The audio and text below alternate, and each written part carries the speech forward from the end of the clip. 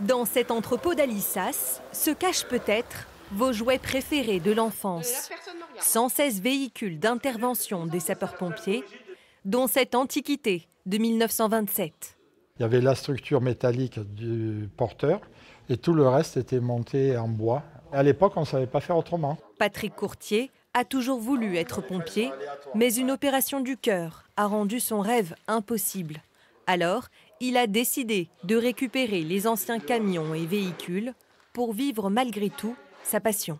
Donc je n'ai pas pu rentrer par la grande porte, je suis rentré par la petite porte. Il fallait transmettre aux jeunes générations, comment était fait le travail avant et avec quels moyens les gens s'investissaient pour la lutte contre le feu, que ce soit en milieu urbain ou en milieu naturel.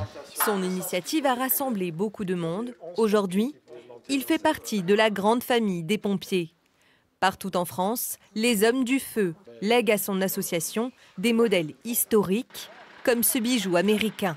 C'est un Dodge, donc il a fait le débarquement dans le Midi.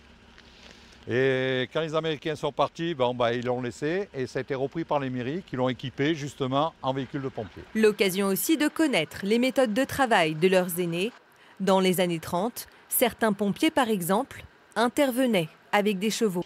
Donc avec les chevaux qui emmenaient jusque sur les lieux d'intervention. Ensuite, on posait. Et du coup, après, ils avaient juste à se retourner. Et au moins 4 personnes pompaient, avec d'autres pompiers pour prendre le relais. Ces bénévoles sont tous pompiers à la retraite ou en activité. Ensemble, ils partagent leur passion avec le public. Cérémonies, rencontres, journées du patrimoine, autant d'événements pour obtenir des aides financières, pour restaurer les véhicules et montrer qu'ils en ont encore sous le capot.